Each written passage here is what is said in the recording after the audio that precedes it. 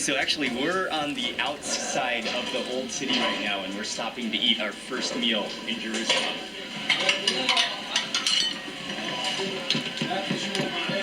Bây giờ mời các bạn theo chân của anh Mặc Quen để khám phá ẩm thực của Do Thái nhé.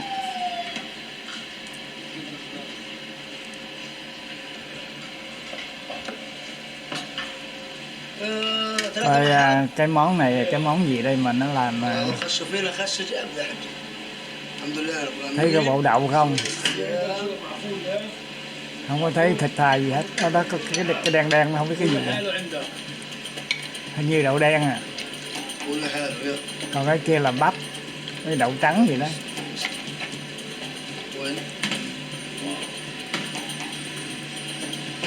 Rồi nó xịt rượu vô hay cái gì đó. هذا هي المعكات مع مرته بثلاث سندويشات وهذا الفول هلا بعمله. So what's the name of this place? Aikal Maui. Aikal Maui. Yeah, the origin of this place. Cái tên của cái chỗ này là Akamawi á. Chắc cái nhà hàng á. And the family moved to Kabul area and they opened this place. We're starting off this Jerusalem food tour with some legendary hummus. And I cannot wait to dig into this. He whipped up that hummus and then he put it into the bowl. He added some chickpeas on top. He added some olive oil. First bite of the hummus. Oh, it looks amazing. You can see thấy coi bộ how không thấy thịt thà gì hết trơn hết trọi. How fluffy it looks. Oh, that's a sizable. Cái đó là phô mai á. Oh, hummus is a relatively simple ingredient dish, but where you really notice the differences are the different textures and the different ratios of the ingredients. That is one of the fluffiest.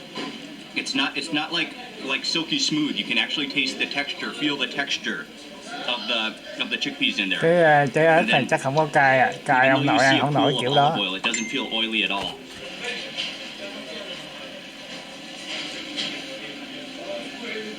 That hummus is absolutely awesome. And that pepper is wonderful. Oh yeah. That heat starts to build. That kind of heat that sort of goes up your nose a little bit. I love it. It's wonderful.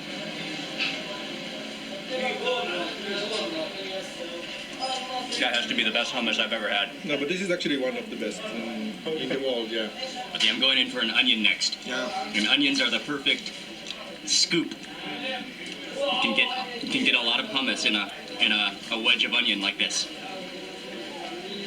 The onion is very mild, a little bit sweet, and just loaded with that hearty hummus.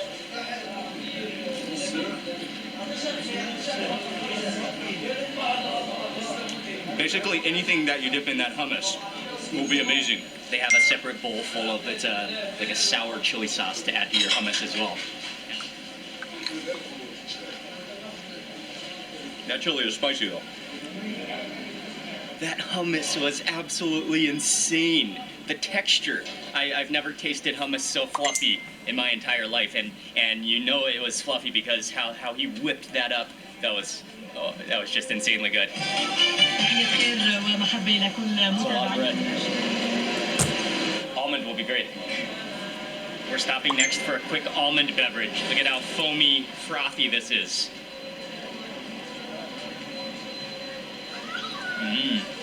Oh yeah, that's very almondy and quite sweet. It has that kind of like almond jelly taste to it.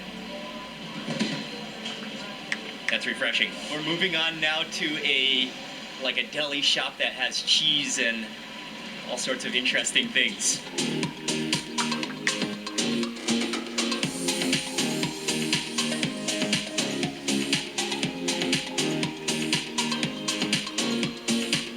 This very small shop in Jerusalem now, and they are known for having some of the best products. This is focus. Wow. So fresh, huh? Oh, it's so And crispy. It has like a fuzzy outside edge, more kind of juicy than a regular cucumber. Yeah, it's amazing. Wow, it's great. It's so good, yeah. Very rare to find.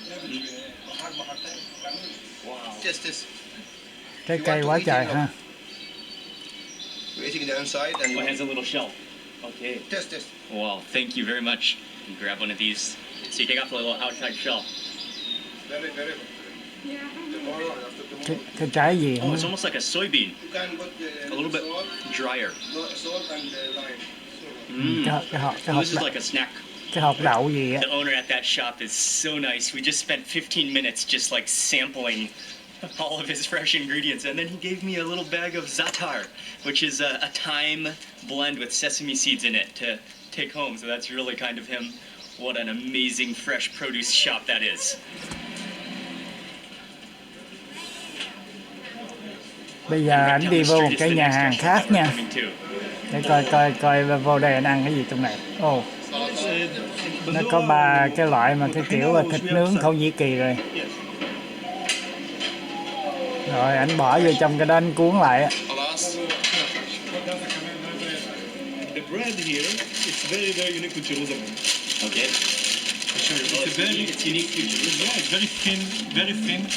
They are the only people in the area that's using $7 26 xu. Ồ, mà cũng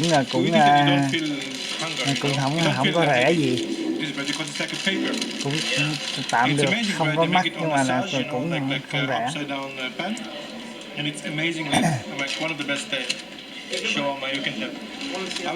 Ở đây là cái vùng thánh địa của đất thánh của Chúa Giêsu, tức là Jerusalem. Cái chỗ này là cái chỗ mà mấy tôn giáo cứ giành nhau mà đánh lộn.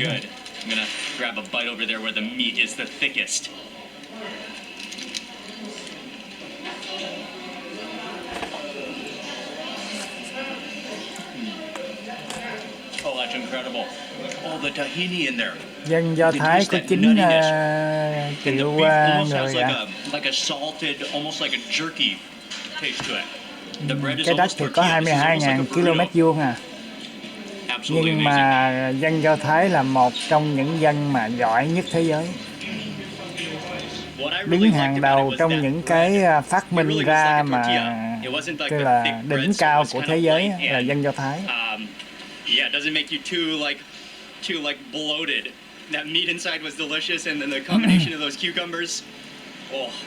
Và trên thế giới này là cũng một số dân tỷ phú của dân Do Thái nó đang cầm nắm trong tay những cái quyền lực của thế giới này, kể cả ở Mỹ luôn. It's amazing.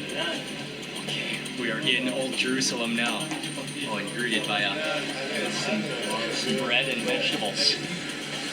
Cái anh đội một cái mâm bánh mì quá cỡ luôn ha. It's so ancient. Just look at this walkway, and then you walk through here. You can smell the aroma of coffee. You can smell freshly baked bread. Oh man, this is anh đang đi và anh nói là có nghe cái mùi cà phê ở đâu.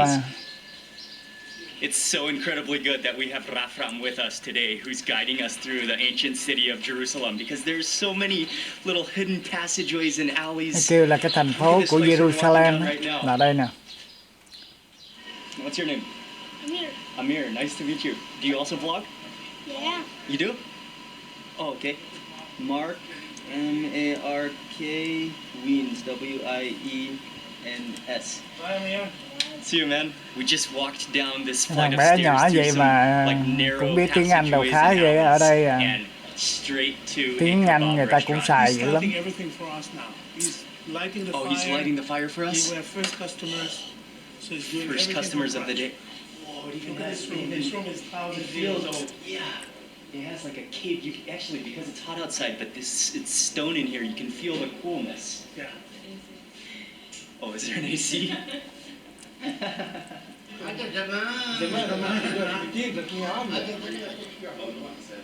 Like this. Please ask him if the hummus is good.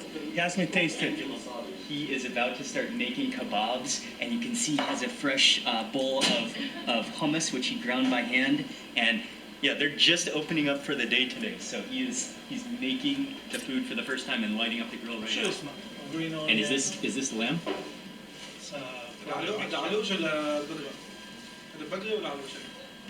Cái này Cái này là thịt của con trừu, nó bằm ra rồi nó trộn với cái này đó nha.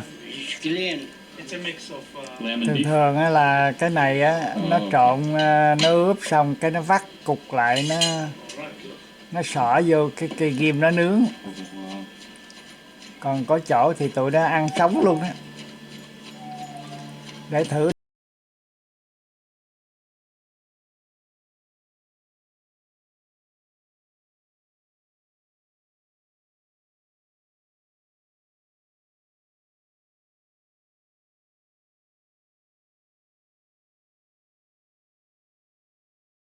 Rồi đó. And he's been making the most awesome Đúng y chốc luôn. kebabs that Rồi ổng I've ever seen sẽ in my life. xỏ He luôn makes that meat, hành rồi then he chopped it up đó, with a hành giant với lại sword. cà He đổ vô trỏng luôn. Còn ớt nữa không có à. He put them onto skewers along with onion and tomato. I can't wait till that meat hits the fire.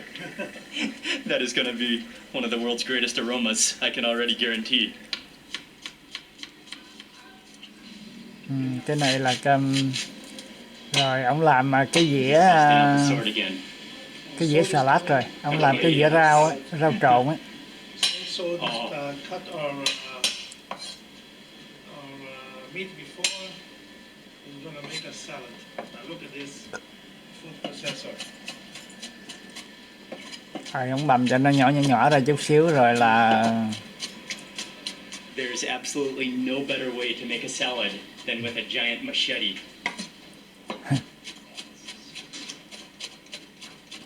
I'm not going to say you have to make salad this way at home, but that is the next level of chopping up a salad.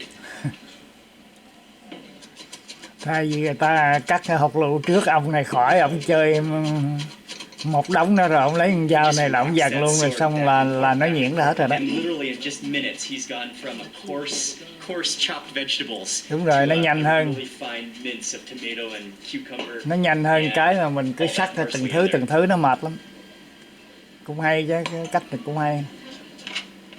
Rồi ông đổ vô đây để coi ông đổ cái gì vô trong này nha.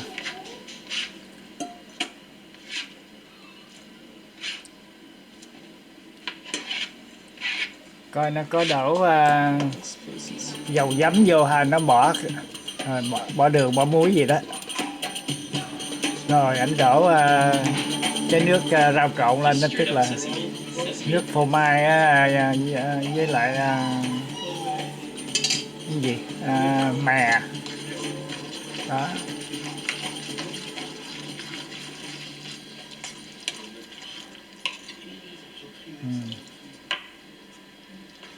Cái nước sốt nó ngon đấy.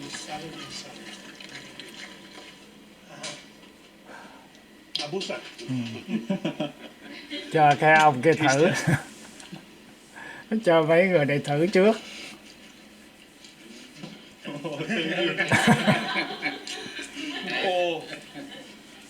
That is the most insane salad I've ever had in my life. Cho cái thằng là hướng dẫn viên thử luôn, 3 thằng.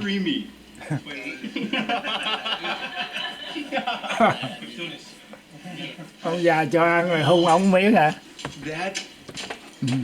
That's almost undescribable. You can taste the sesame seeds, the creaminess, the nuttiness. That parsley comes in really nicely. It's almost foamy. Oh, that's amazing. He's a beautiful man. He is a beautiful man. That meat is sizzling away, and every now and then when a little driplet of oil, of grease falls down into the coals, you get that smoky aroma of the meat.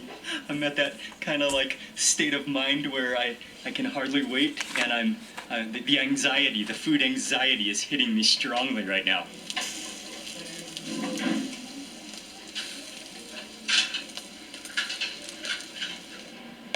The wait is over. Rồi the meat is ready. He dished nó us ready, out sẵn some sàng rồi đó. lettuce, and then some of the salad that we saw him prepare.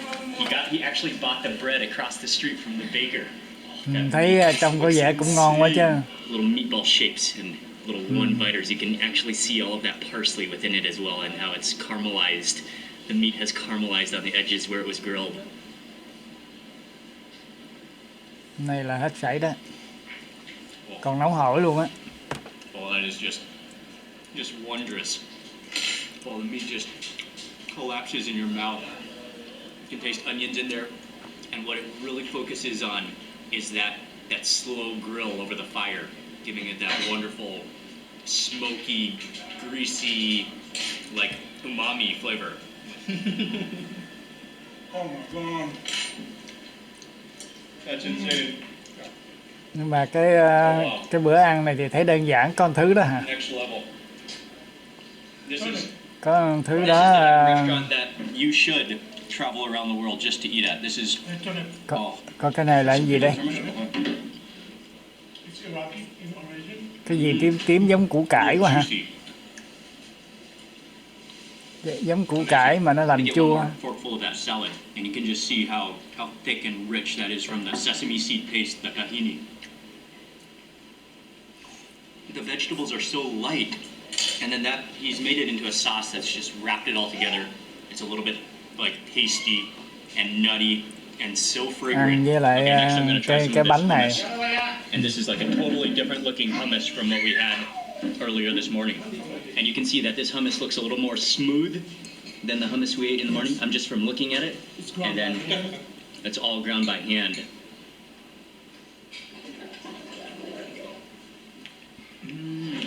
Oh yeah.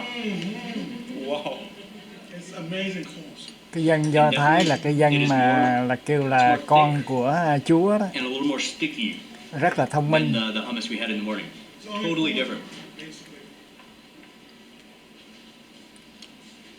That salad is award-winning. Bởi vậy mà hồi xa xưa đó là Hitler 27 đô, cả như 28 đô. That was special. That is an Cũng hơi mắc chứ không rẻ. of a lifetime right there.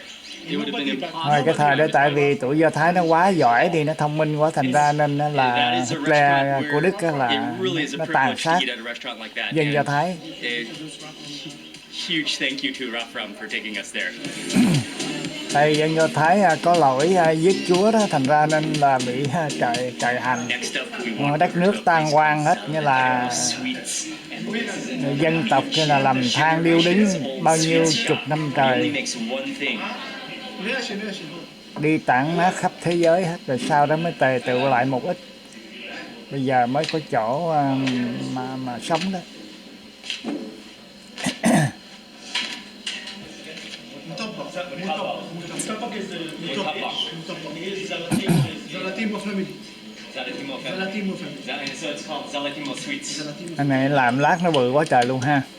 So he really slaps out the dough until it's paper thin, and then he folds it over. And Coi then he adds anh bỏ gì vô này. And I think he has another couple of variations as well. And then he folds it up, he bakes it, puts on a little bit of olive oil, and it's really amazing to watch him make this art. Ồ, mà vậy là trong đó đâu có mẹ gì đâu.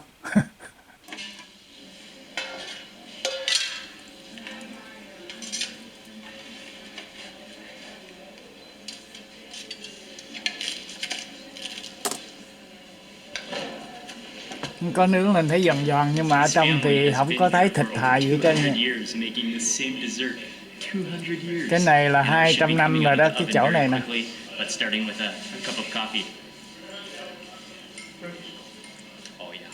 Cái món ăn sáng đó, nhưng mà nó mà thấy nó nghèo nàn quá, không biết ăn ra sao.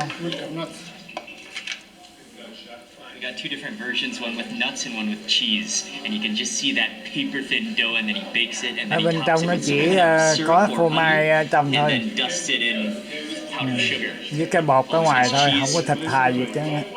Look at that crispy dough. Oh, it's so thin.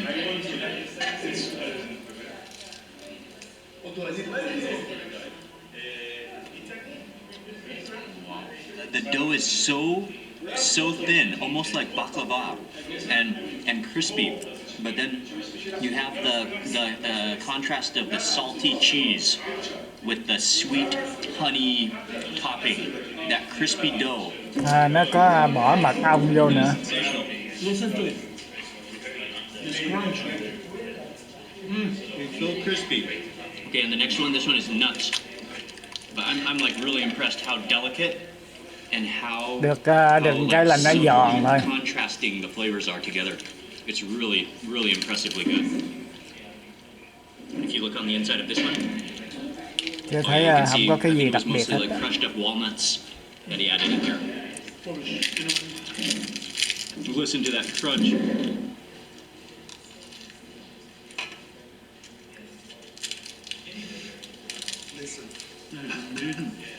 Look, I'm not a huge lover of sweets, but this is perfect. After 200 years, they know exactly what they're doing. It has that beautiful mix between crunchy and gooey. The nut one is good, but I think the cheese wins. Cheese wins. Yeah. Thank you very much. That was amazing. That was amazing. Cái này mà cũng 8 đồng mấy, That was just mắc quá. impressively good. So good. Cái đó đâu có cái con mẹ so gì trong đâu. refined. What another gem in Jerusalem.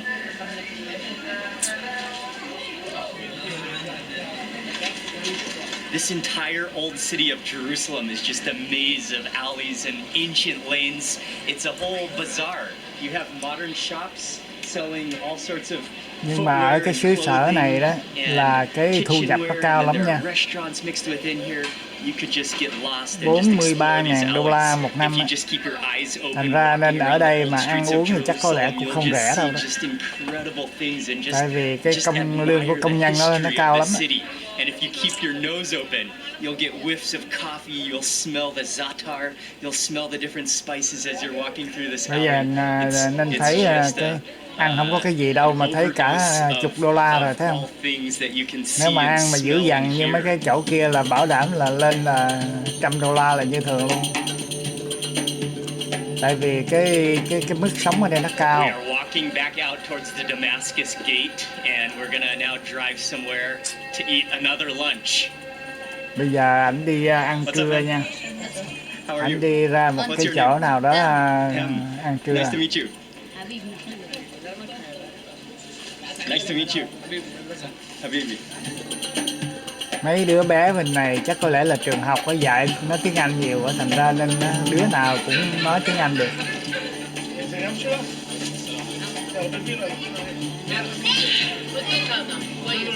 Chỉ có mấy bà già này thì có lẽ là thua thôi, còn mà mấy đứa trẻ đó, bây giờ cái thời nay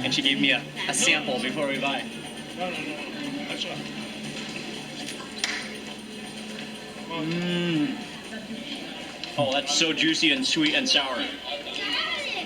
cái đó là trái mận á. That's incredible. Trái mận còn tươi. Peach, okay. Bà cho ăn trái này trái gì? Cái trái peach mà cái tiếng Việt Nam mà quên mẹ nó tên. That's delicious too. It's not too sweet. Rồi ảnh mua 2 đồng mấy đô la một ký. Thank you. We're leaving out of the Damascus gate, and so Jerusalem is. Cái trái này ở Đà Lạt, cái vùng Đà Lạt mình cũng trồng được. And so the different gates are named for the roads that went to the different cities. So this gate actually leads to Nablus in Palestine, and then also on to Damascus. Cái hướng nó đi qua bên Palestine. Main market of West Jerusalem.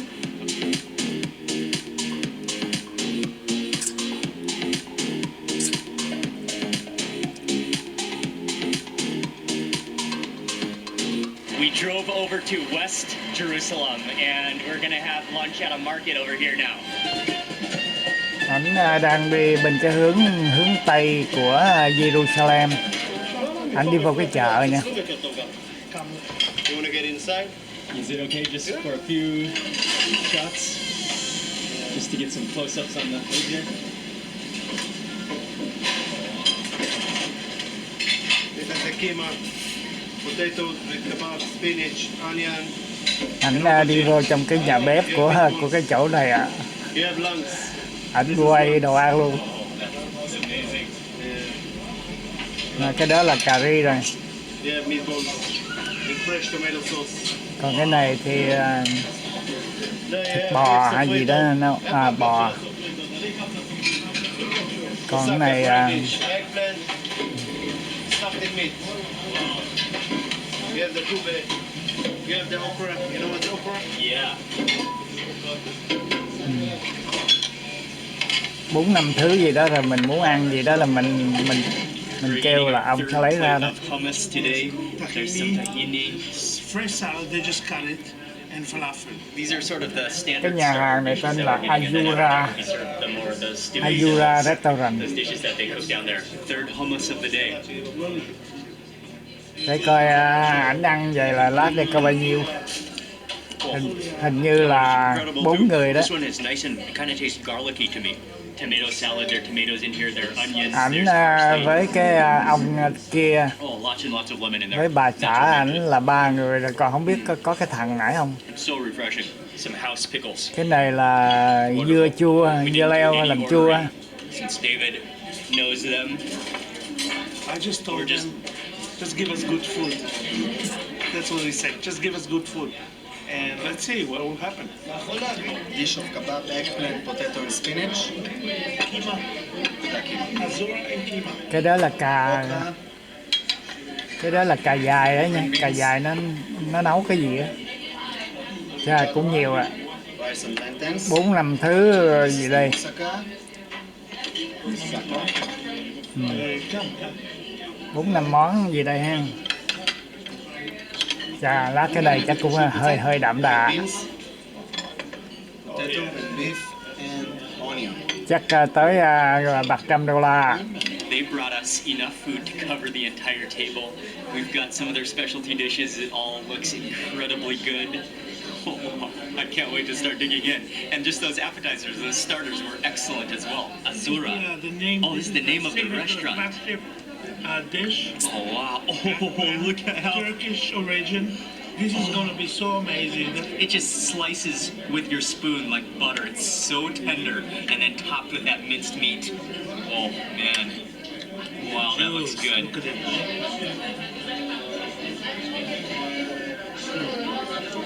Oh, wow. For real, huh? Oh, wow. That eggplant is ridiculously soft. And then it has a real... Cái kia là cà dài, nó nấu mềm luôn á. Stuffed eggplant with beef and tomato sauce. Còn cái này, Oh, look at that interior. Come take a look at that inside. It looks like minced meat on the inside. Burger inside. It looks like a burger on the inside with eggplant just surrounding it and just that soupy tomato sauce. Drown it. cái này là thịt gì đây? You need a spoon to eat this. Yeah, just a spoon. Spoon is the best way. What I love about that is that the tomatoes are very tart. They have a nice sourness to them. And then again, you have that really, really tender, creamy eggplant. Kima. Okay, this dish is called kima. Oh, that bite. I think I managed to get... Oh, Potato. You gotta Forgot about potato. Look at the color of the potato. I gotta re-spoon. I have to re-spoon. This potato is set on fire for hours and hours. Caramelized.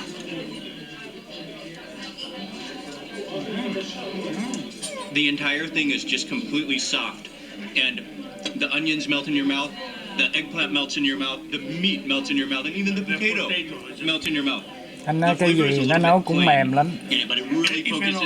Bỏ vô miệng là kể như là nuốt luôn được. Còn cái này là cơm với cái gì đó.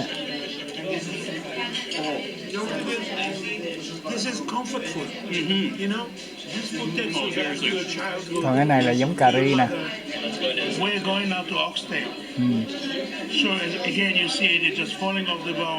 Cái này giống cà ri mà cà ri nấu với cái gì? One of my personal favorite meats is oxtail because every single time you eat oxtail, cái đuôi bò. Cái này là nó nấu bằng cái đuôi con bò nha. You can taste the red chilies in there. What a kick. Oh yeah. And that meat is just ultimately tender. Meat sofrito, and there's meat in there, there's potatoes. Yes, and sofrito like it's got còn cái này celery, it's got carrots. Wow. Cooked for a long time, and then the meat is added, and it's chicken, garlic, and potato. Còn cái đó là cái gì không biết. It's really good. It's again, everything is very tender. The meat is tender. The Ảnh potatoes. không có đựng cái dĩa mà ảnh đựng bằng cái chảo nhỏ nhỏ đó, là ảnh nấu lên lại cho nó nóng, anh bưng ra luôn đó. Wow. Cái này là cái Excellent. Oh, and you can smell cái đùi gà. almost a slight curry powder aroma. Cái đùi gà nấu cà ri. The side of the drumstick. You know what it tastes Because I like. know how my mom used to make it, and it's gonna be exactly the same. Oh, wow.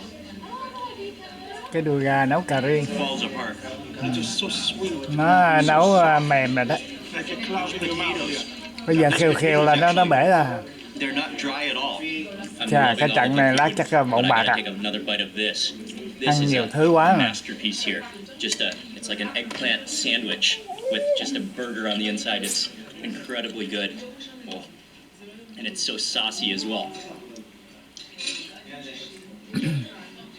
But probably my absolute favorite dish of this entire meal is one of their specialties, and I think this is the dish that the name of the restaurant is actually named after. This is the eggplant with the minced meat on top of it.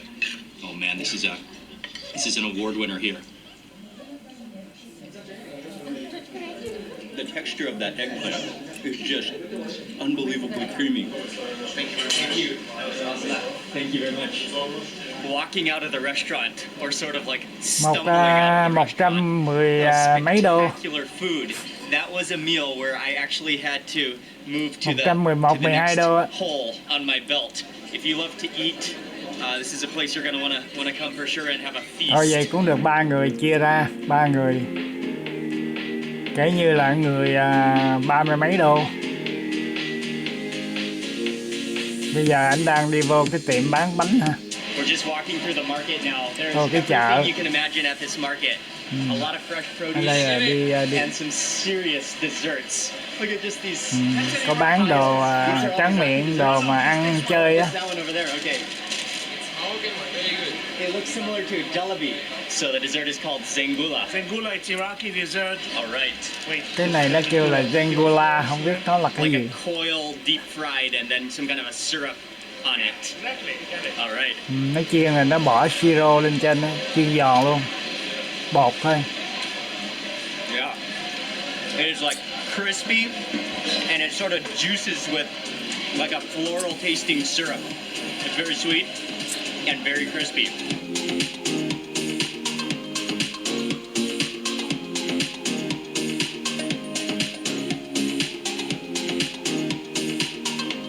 We have just come over to the Wailing Wall, which is the western wall of Old Jerusalem. And this is one of the holiest sites in the Jewish faith. And it leads up to the Đây là Temple of the Mount. cái thành Jerusalem.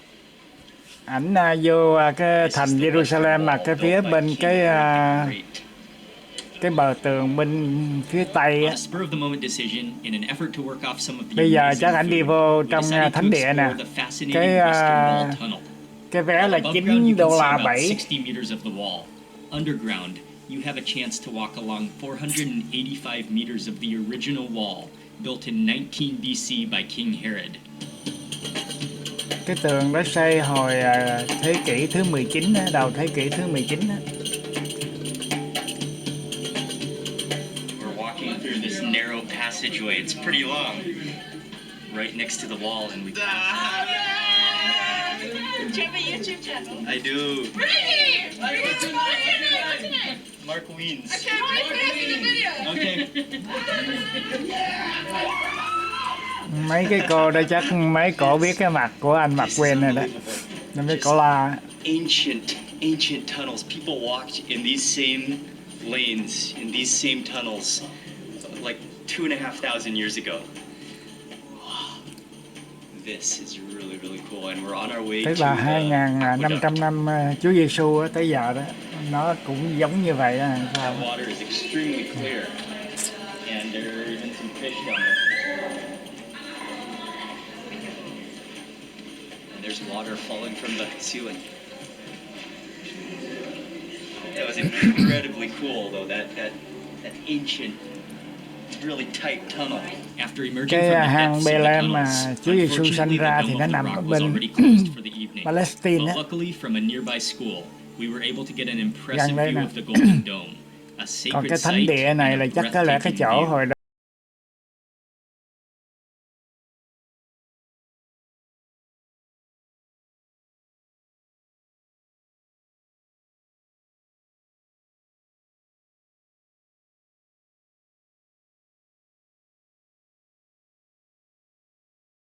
Actually, before Hai heading ba to tôn dinner, giáo we dành drove to the top of the Mount of Olives to see an incredible sunset against the beauty of Old Rồi Jerusalem ảnh in đi the ra rồi. background. Bây giờ đi đâu đây?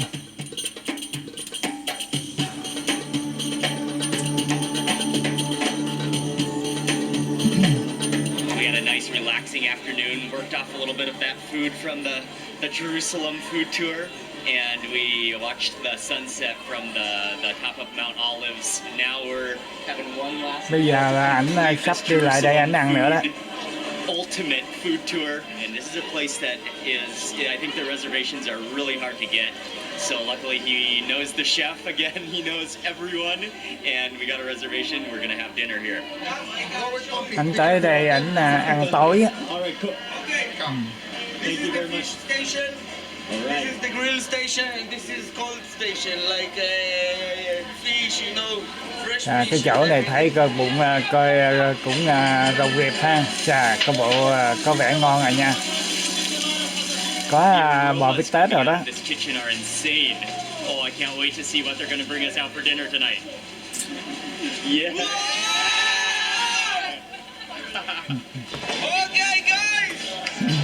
Fried sea bass together with a fatusha, which is kind of like an Arabic vegetable salad with crispy pita bread and lamb in it. They just brought us out the first course, and it's served on a block of Chà, wood. mấy cái món này có And all bộ sorts of different little ngon ạ. appetizer dishes. Oh, and I think that's some of the ahi sashimi there. Okay. Oh, that's melting in your mouth. Không, ảnh khổ quá, vừa ăn mà còn một tay phải quay phim nữa, khổ quá. Which is a type of cheese stuffed. Ăn nó mắc ngon đi.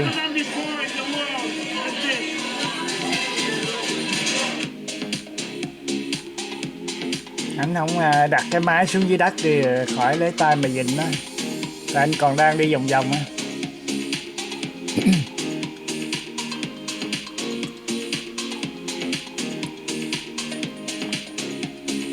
One of their signature dishes of polenta. This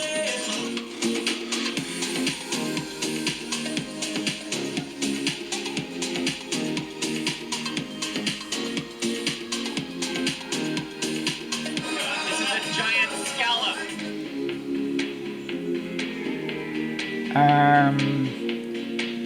Cái gì? Cái con gì quên mất tiêu cái tiếng Việt Nam rồi. Oh, that blend of spices is Cao lắm. amazing in there.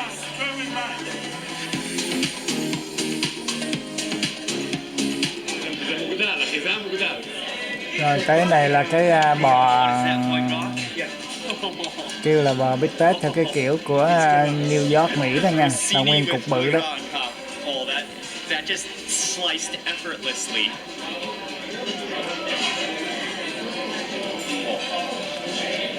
Ngon á, nhưng này ngon á nha. Oh, that is tender, juicy, supreme. Oh, and ridiculously creamy and rich. Mind it. That's the bite. That's the bite. Open your mouth. Come on, open your mouth.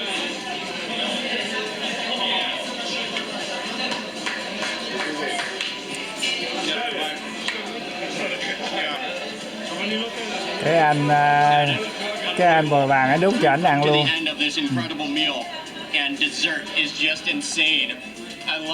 Thấy nó lấy cái bàn tay nó đựng.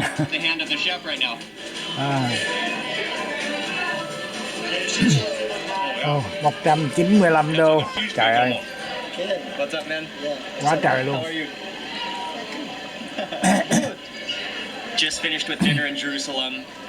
Bây giờ sắp hết rồi nha các bạn. Nếu mà có cơ hội thì ta sẽ thêm. Còn nếu không thì sẽ xin tạm biệt, rồi có gì sẽ gặp lại các bạn ở cái clip sau.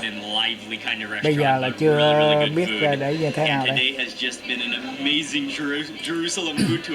I still can hardly believe that I was eating in Jerusalem, and everything from the hummus that we had in the morning all the way to the kebabs. What else did we? Oh, that giant feast at lunch to dinner.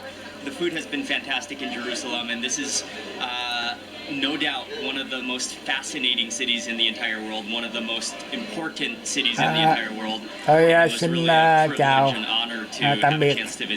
Jerusalem. Bye bye nha. A big thank you to David Khalifa. He's the hungry tourist. I'll leave his link in the description box. Big thank you to David and also to Ramra for showing us a couple spots in Jerusalem. And thank you very much for watching this video. I hope you enjoyed it. Please remember to give it a thumbs up if you enjoyed it, and I'd love to hear from you in the comment section below. And if you're not already subscribed, click subscribe now for lots more food and travel videos. Good night from Jerusalem, and I'll see you on the next video. Thanks again for watching.